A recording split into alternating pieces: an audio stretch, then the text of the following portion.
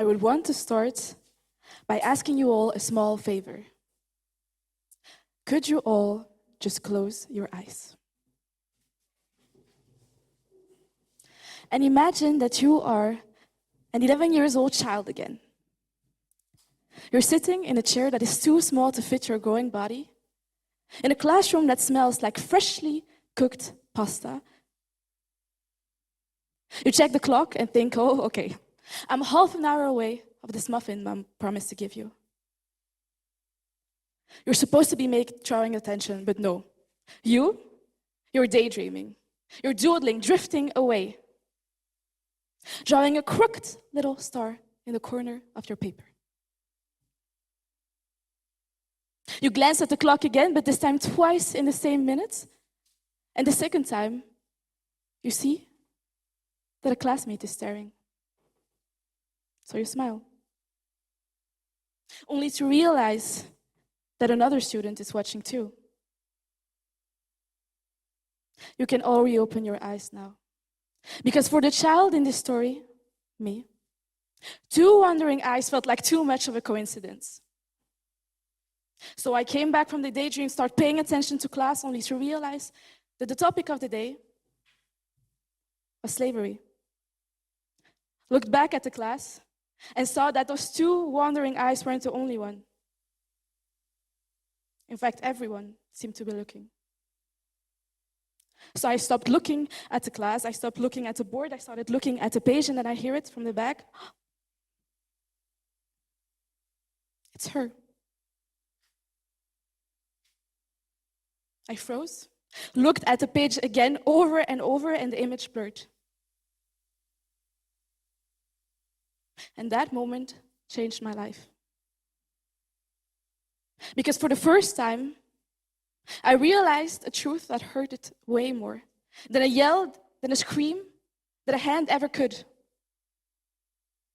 I realized that the skin color I have always been thought was beautiful also carried a history of oppression. That was my first encounter with a microaggression. A microaggression. What some human rights activists call a subtle, often unintentional act or comment that shows prejudice or bias toward a marginalized group. And they hide everywhere. In little comments like, oh, wow, you speak Dutch very well. Or they follow you on vacation. Like this one time we were with friends on a train and the conductor came and says, oh, I can talk any language you want. Looked at the first friend and said, I can talk English. At the second one and said, I can talk German. And then he looked at me and said, or I can talk Hakuna Matata. And no matter how much I grow up, no matter how much I read about it, every time again I feel the same feeling I felt when I was 11. Last week, I was at the UNG as a UN youth delegate with Letitia. And we were there to defend the voice of Belgian youth.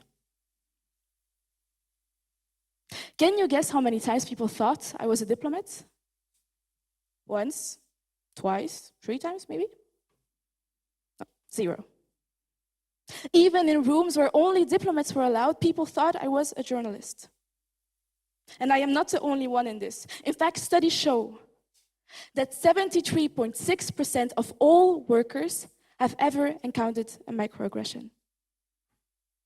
And if you don't believe me, please ask. And really, if you do believe me, also ask. Because the thing with microaggressions is, they don't just hurt, they accumulate. 1, and you laugh about it. 5, and you try to ignore, but 15 more, and you start to shrink. So listen at your voice, at what you say, at how you say it, everything to avoid a comment you know will arrive. And the irony behind microaggressions are, the people who commit those don't even see it as racism. In fact, they don't see it at all, and that is a problem. That is the danger. Invisibility. Because what you do not see, you cannot change.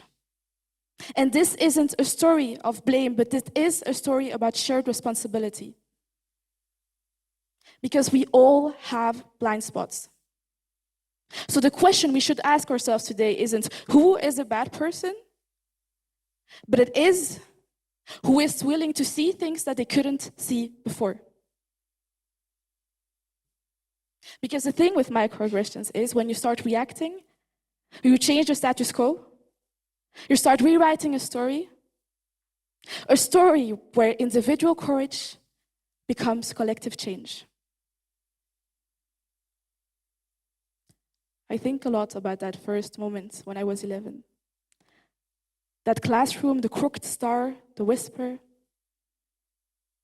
And I think about what I would say to her now. And I think of how I have an answer.